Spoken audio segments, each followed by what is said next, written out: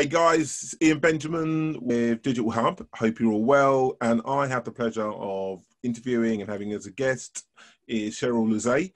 Cheryl is the founder and CEO out of Wagada Digital Marketing in St Albans, Hertfordshire.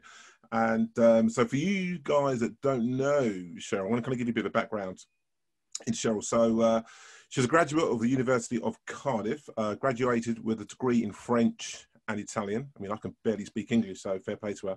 And then she attended the City University in London a few years later for Masters of Science in Electronic Publishing. And clearly she's obviously got an interest in marketing from that side. So she's founded Wagada 9 years ago. She's founded CEO. They're located in the idyllic location of Sopwell House in St Albans.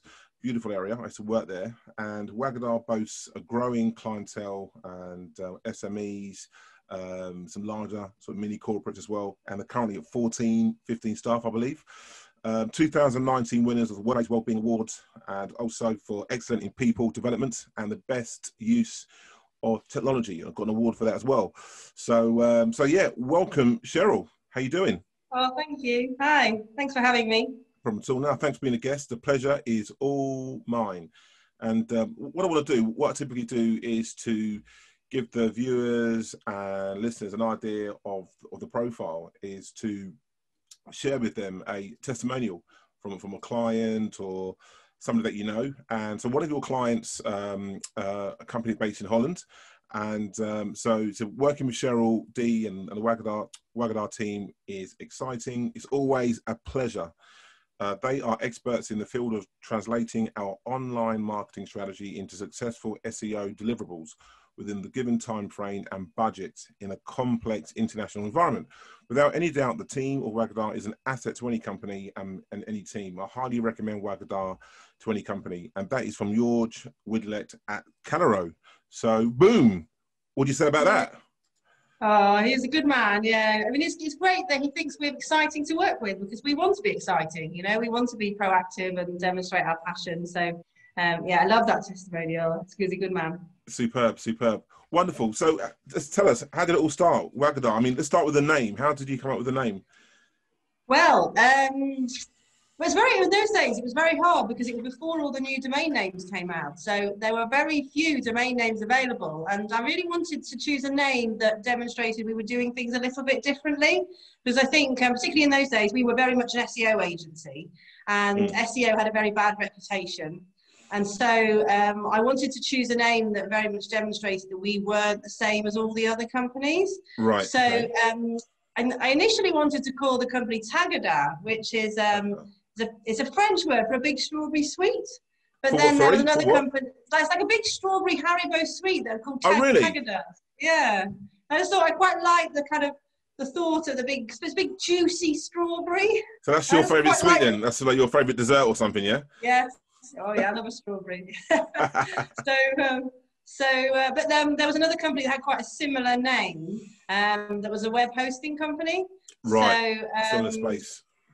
So I just thought, I'll just change one letter. So I changed Tagada to Wagada, and then it turns out it's a town in India. Oh really? And it's also it's a surname in Africa, I think. So it does mean something somewhere. Interesting. Yeah. Interesting. So it's town in India, and what? Sorry, and it's a surname. I think it's a surname in Africa. I've seen some people with that surname that are in Africa. So yeah. Right, interesting. How cool is that? How cool is that? Now, definitely like sets you apart from the others. I mean, Wagada is not a word that you typically in the English vocabulary, as they say. You know, so no, exactly. And I think people they can't say it, but they can. They at least remember it, you know. I think it makes it memorable, even if they can't say it. So definitely, without a doubt. I think you definitely hit the spot there, without a doubt. And then so the passion or the interest in digital marketing, social media, how did that come about? I mean, clearly from your Master in Science qualification, from an academic point of view in electronic publishing. So did you always have your sort of an interest in communications, electronic communications, the web, etc.? Yeah, I think when I was little, my parents bought me an Amstrad computer, and yeah. I really enjoyed a bit of coding. So wow. So yeah, I got quite into that at quite a young age. So I think And the do interest you code came now? from Talk quickly. Do you code now? I mean, no, not at all now, not at all. really. No, not at all. I did in my masters. We did do a bit of coding there as well. We created a content management system, but it's been a long time. So yeah, no, don't do any coding anymore. But I was so after my degree, my languages degree, I worked at Thompson Holidays, and I was working for like a very specialist villas with pool operator. And we were creating a new product, and I had to work with a web designer to create the website. And I was just really horrified about how hard it was to work with this web designer. And this was a long time ago. When was this? This was 2005 or something. So the early days of the web. Actually, no, before that, it must have been like 2002, something like that. So, so I was just really frustrated that they couldn't explain things to me in a really clear way, and they would charge like £75 every time you wanted to change a word on a page. It was just ridiculous. So, so I think that's where I thought, you know, actually, I really want to go and work in digital, and I want to make it accessible to everybody. So that people can understand what's going on. I think some people that work in technology like to keep that knowledge to themselves. You know, they don't like to make it clear so that everybody understands. They like to show that they know all about it. So yeah, make themselves sound sort of like exclusive and super intelligent. You know. Yes, exactly. So I really wanted to do something where I could bring digital to the masses, really, and help people understand exactly what we were doing. And that's very much what we try and do at Wagada, is to make it really easy to understand what we're doing, and so the clients can come along on that journey with us. So we're not just doing it for them, that they can come on that journey with us. Okay, so how long after that sort of light bulb moment was it that you started Wagada? So, so then I did my master's after I had my light bulb moment. I did my master's in electronic publishing, which obviously sounds very old-fashioned these days to say that I've done electronic publishing. But I worked in the NHS for a little bit as a website editor, and then I had my two children, and I added up the cost of childcare and realised that actually it didn't really add up for me to go back to my job in London. So I thought this was the ideal opportunity to see if I could make it on my own, and I could create a business and work locally, have flexibility to work the hours, you know, what I wanted to. If I wanted to pick the children up from school, then work in the evenings. Very much just be there for the children, really, while having a career. Superb. So, superb. Then it just grew from there, really. It just grew faster than I had anticipated, really. Right. So what was your offering? So was it like, you know, did you, from a client perspective or your USP, what did you kind of offer that other people weren't? Was it just the locality? Was it anything that you kind of use as a platform to kind of engage clients? I think very much it was, I think it's the same way it is now. I think it's about that client relationship. And I think that's why people enjoy working with us. And that's why I managed to grow the business, because I think I managed to develop a trust with the client because I explained things in a way that they could understand, and I was very transparent about what we were doing, and I shared my knowledge with them as well. I think some people in search engine optimization, particularly in those days, tried to keep the knowledge to themselves and didn't really share it with the clients. And I think that just they still do. They still do. But yeah, they still do, exactly. And I've always found the more I give people, the more they want. So the more you share your knowledge, the more they're going to come to you to get you to do the work, because they realize the complexity then. Whereas I think if you don't share that knowledge, then there's this indication, I can do it myself, because it's, you know, it's quite straightforward. I don't need any help with that. So it's always been really important for me to share my knowledge with the clients, you know, so they can understand what we're doing. That's interesting. That's quite an interesting point. So do you feel that you're sharing your knowledge and some insights, and because they may be a marketing director and very, very busy, or be a business owner and they're busy in their own right, applying their own trade, if you like, that I haven't got the time to actually implement the SEO or whatever it is from a digital marketing perspective. So they like hearing what's involved, but haven't got the time. So they'd rather let the professional deal with it, and they can kind of get on with their day. Is that what you? Yes, yeah, I think so. I think they want to know what's going on. They want to know what we're doing, and they're genuinely interested in how it works, actually, because lots of people find it intriguing, and it is quite intriguing. I think, yeah, massively.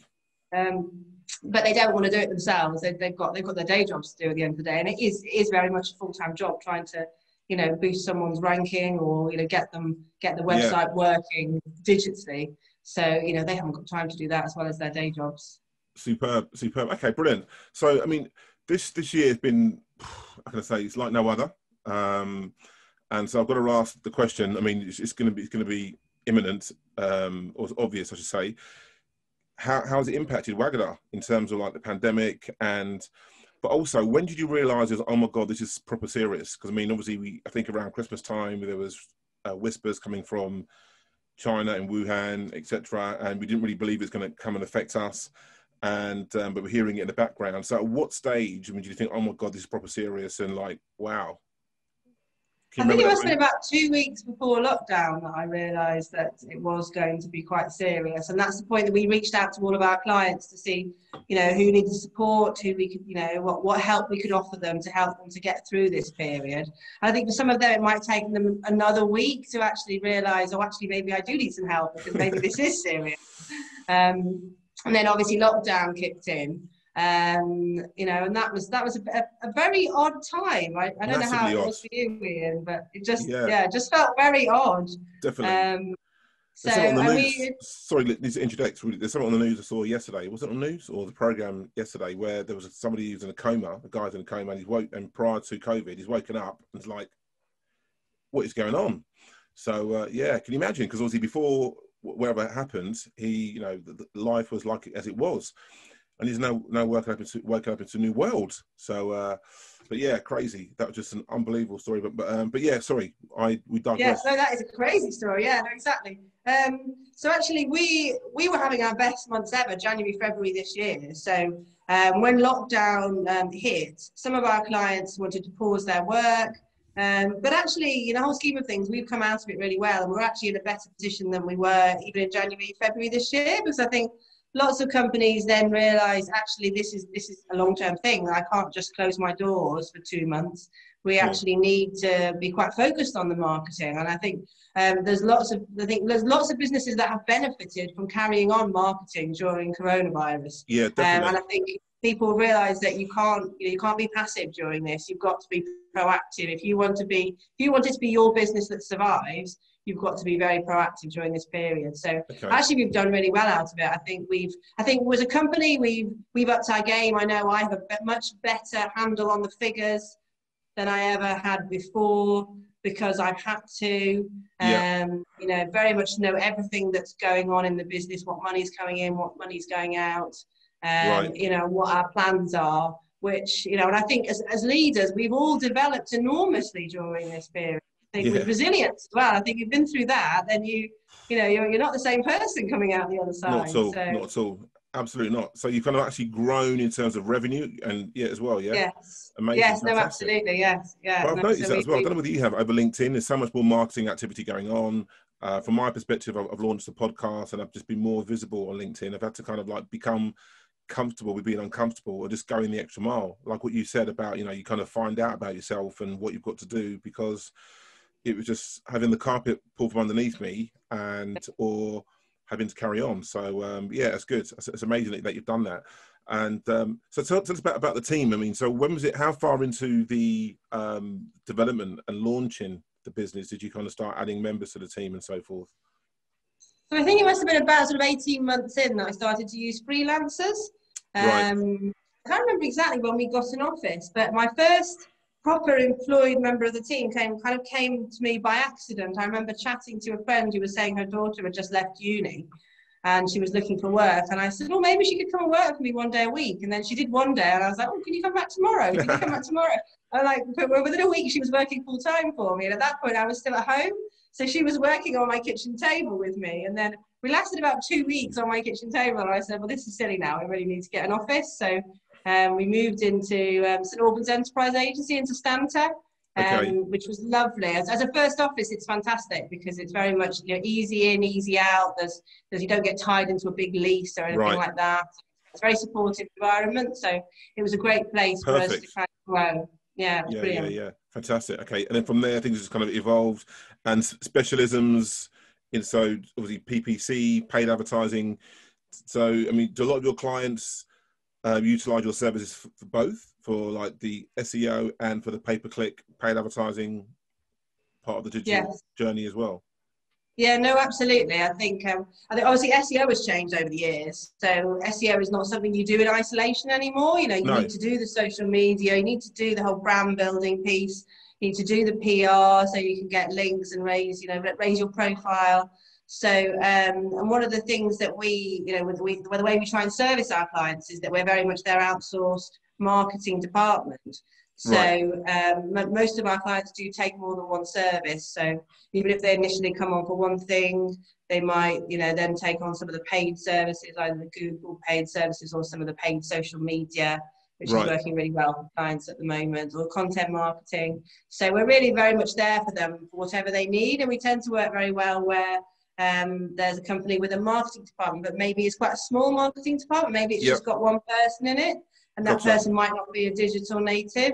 So, and so then they can tap into our specialists, because at Wagada we very much have a team of specialists. Right. So they can tap into those specialists and use them however they need to. Okay. So from that team of specialisms, I mean, what area would you say is the most, I wouldn't say important, but the most specified part of the marketing mix? Would it be the SEO side or the paid advert side, especially now through COVID? I mean, what do you think is a more sought after skill that you have requests for, would you say? The kind of role skill in the specialists, is that what you mean? Well, yeah, so over SEO, pay per click, or the marketing side of things. So out of the digital marketing skills, what are you most offering valuable externally to your clients? Yes, yeah. I mean, it's interesting. I think people don't talk about SEO anymore in the way they did before. So I think people want SEO, but it's more of a general, they call it digital marketing. So very much we are offering SEO as part of a digital marketing package now, where we're looking at not just about getting them more traffic to their websites, but also getting those people to convert, looking at their marketing messages to kind of engage people. So it's become a bit broader, I think, as a service, and it kind of pulls in all the different elements, some content marketing, PR, they kind of all pulled in together as part of the marketing mix. I think so when it comes to kind of job roles, I think one of the ones that's most, the role that's most tricky to fill is always tends to be the Google pay-per-click. There definitely seems to be a shortage of people who know how to do that. Tell me about it. Tell me about it, yeah. Tell me about it, yeah. I don't know what it is. I mean, I think, so sort of just touching on that for a moment, I mean, I think a lot of individuals who claim to do both SEO and pay-per-click, from my experience of being a headhunter in that space, and there's very few people that are available that are PPC specialists that work within an agency. You get individuals that have worked at a company that are using digital marketing and claim to be a PPC specialist or strategist, but for an organisation like yourself, I think you'd like to have an individual that can be aware of how to be flexible, because you have multiple clients, and if you're working for one company, you're working on one project or one type of brand all the time, and you've got that particular just one journey to complete, if it were. But work for an agency like yourself, you've got multiple clients, you've got to be able to kind of jump from one to the other and kind of switch lanes in terms of what that company needs, what that sector needs. And that's where the difficulty is. Getting somebody out of an agency for yourselves is, can be quite tedious role to do. But it's great. But that's really, really interesting to see what you think. But also, I wanted to ask you as well, over the last 7-8 months, I mean, TikTok has just grown massively. And I mean, so are you seeing, I mean, do you know what? I've not even got the TikTok app on my phone, and I've just not done it. I mean, my son's got it, he's 16. But I've not done it. So from a B2B perspective, for your clientele, I mean, are they asking you about TikTok in terms of getting on that platform? Yeah, I think from a B2B perspective, the clients are not quite there yet. I think B2C, particularly the young market, I think there are people starting to advertise on TikTok and doing quite well on TikTok. I mean, obviously, I think one of the beauties of TikTok will be very much around the influencers. There's influencers that are very much growing on TikTok that will, I think, become quite important from a marketing perspective over the next few years. But I think... yeah. So what does a company do then? So if a company is a B2C or B2C, and they know their audience maybe like, 16 to 24, it's demographic, and how would they engage with an influencer to promote their brand? How does that happen? I mean, is that something that you would do? Would you go out there and find an influencer for a company that makes shoes, or a company that does training courses for, I don't know, degrees or whatever? How would you would that be a project that you do for a company? Absolutely, yes. So all of the things we would do is help them to find the right influencers.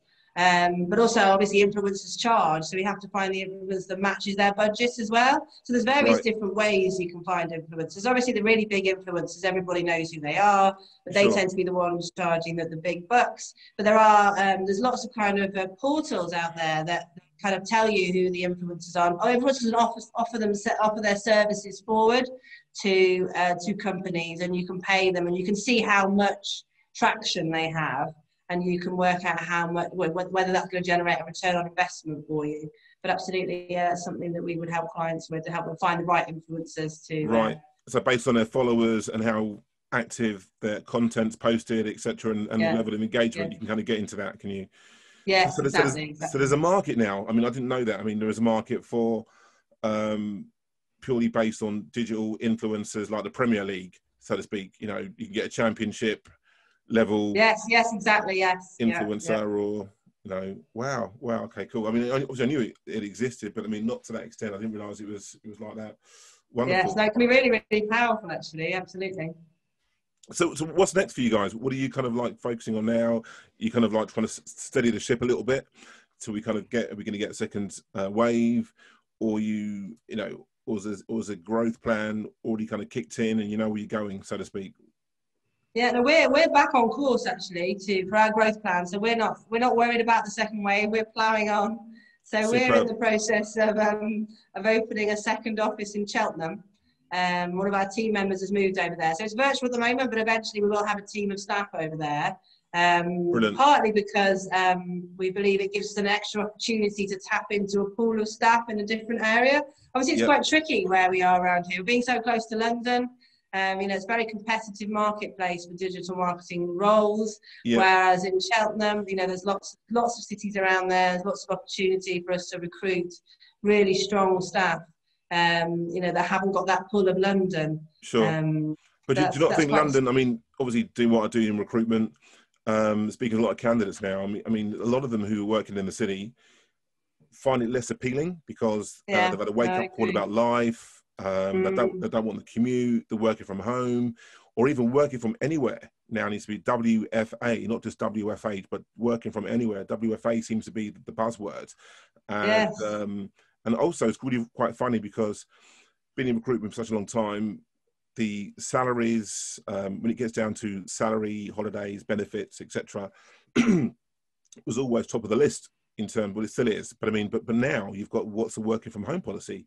It's a massive part of what the candidates use as a negotiation tool, and or vice versa. So London, I think there's more people, probably like maybe 10, 20% more available. Plus you've got the individuals that are going to probably be made redundant, God bless them, in a few weeks' time.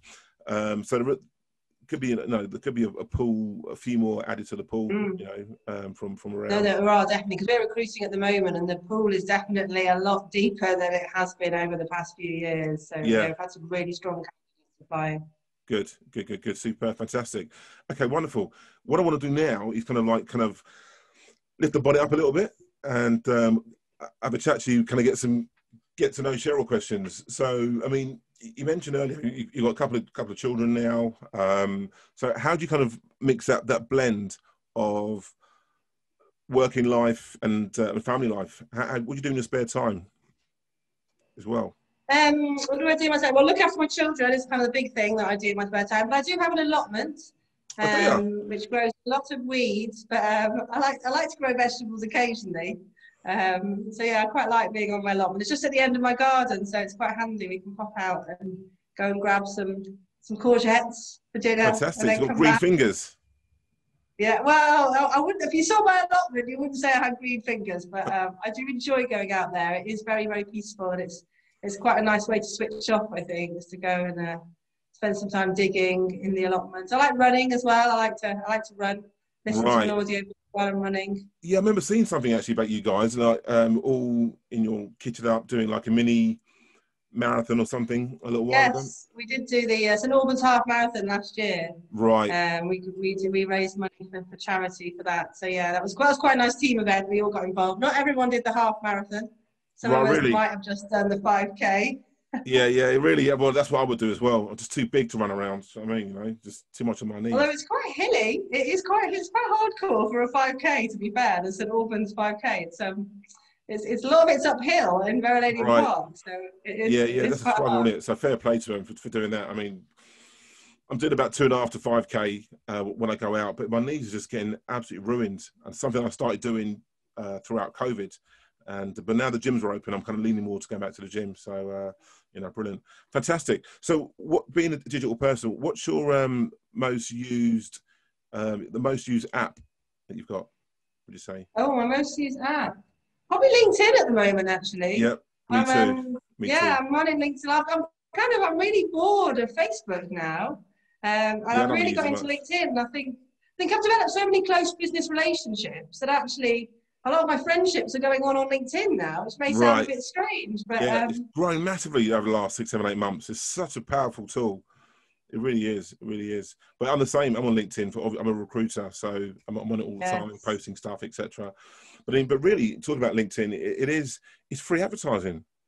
If Hmm. your network is relevant to the sector you're in, and you're in a role that that you can utilize that network, then I mean, yeah, it is free advertising, I suppose, in a sense. And long may it continue. But it's really, really powerful.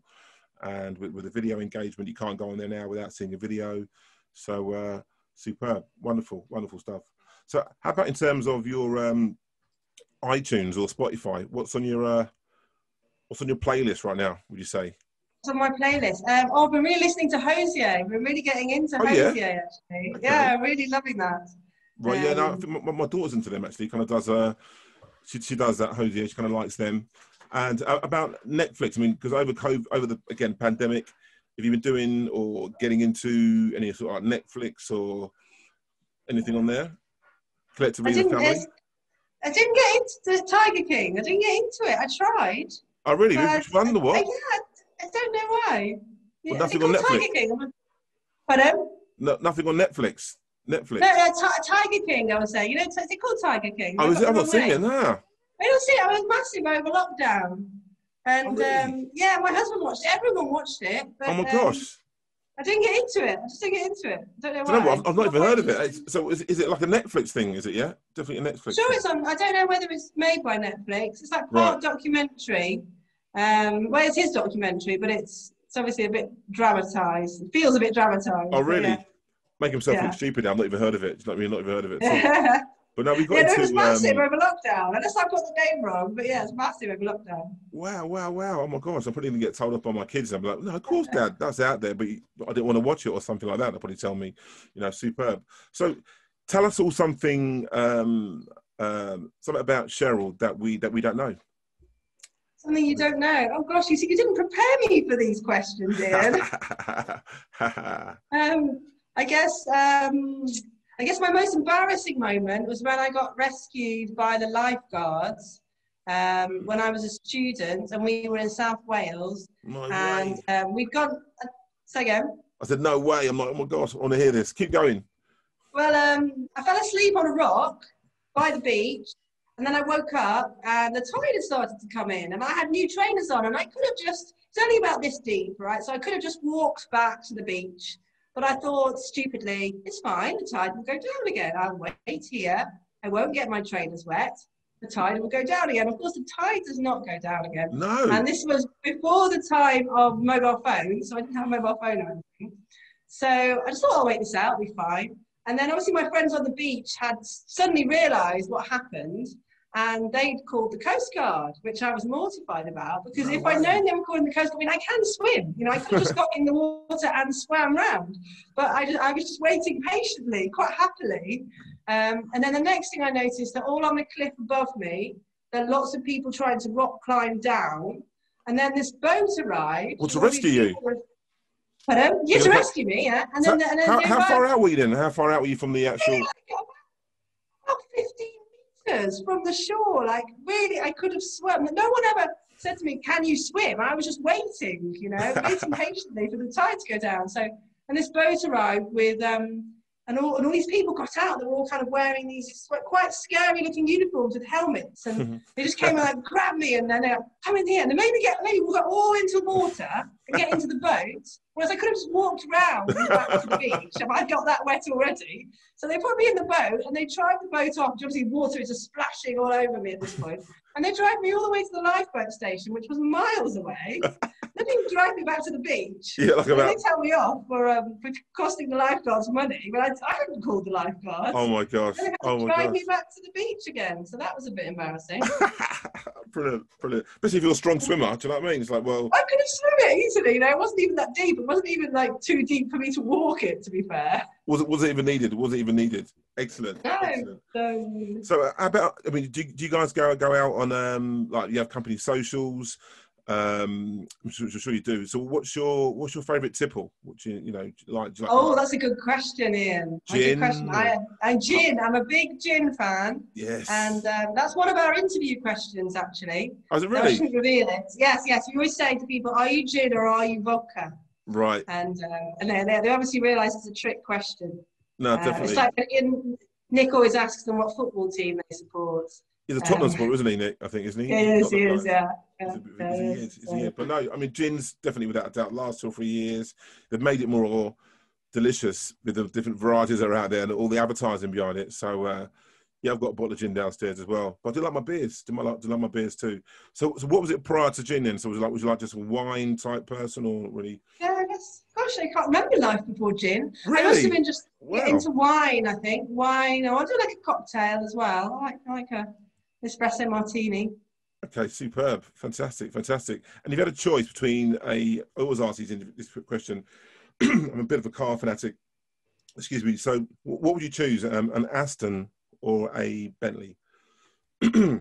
Nick would laugh at this question, right, if he knew you were asking me this, because I know absolutely nothing about cars. Oh, really? So even though I can vaguely picture both of those cars, I have absolutely no preference at all. You got to think of James Bond or think of the Queen's car, but a convertible version of the Queen's car. No, I'm going for James Bond. Go for James Bond, yeah. Well, the Queen's car, but it's not really the sporty Bentley, the Queen's. I mean, you can't really see. I can't imagine the Queen driving around a sporty Bentley. But you're going to go for the Aston. You're going to go for the Aston. Yes, yeah, that's it. Cool. I love them both, but I can only fit in the Bentley comfortably. So you know what I mean. On my side, brilliant. Well, listen, Cheryl, that is it. We're pretty much done. That is great. And now we've got this platform. Excuse me. We're building up our viewers. Excuse me, Cheryl. We're building up our viewers and listeners weekly, which is great. Digital Hub. And so as a platform, is there anything that you'd like to say to our business listeners about yourself, about the business?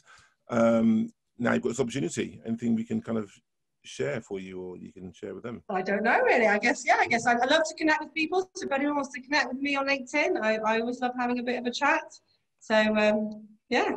Okay, cool. Superb. And then obviously from a digital marketing perspective, you are like the 360 degree digital marketing agency that works. I mean, if I'm wrong, correct me if I'm wrong, but for how I understand the business, that you work across multiple sectors. You've always got clients in all corners of the world. We had a testimonial from somebody in Holland.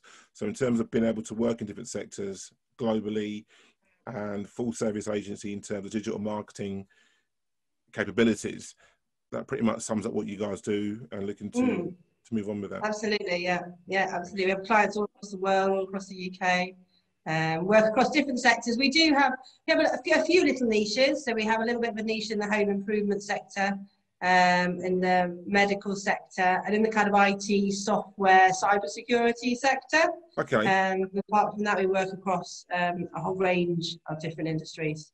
Superb. Well, wonderful. Honestly, thank you so much for being a guest on Digital Hub. And maybe you can kind of come back as well, and in a few months' of time as well for round 2, perhaps. You know, I'd love to. Maybe one day, Ian, someone needs to interview you. Maybe I could come back and interview you at some point. Yeah, do that. Ask you to tell us your deepest, darkest secret. Oh my gosh. Yeah, exactly. Do you know what? I've got like a little visual of you now, sitting out on a rock. Do you know what I mean? Drinking with a bottle of gin. Do you know what I mean? I'm never going to live that down, right? I know you had an empty bottle of gin there. That's what it was. Do you know what I mean? You know, No, there was no gin involved. Excellent, superb. Cheryl, you've been a great guest. Wonderful. Thank you so much. I really, really enjoyed it, and hope to get you back on soon. Yeah.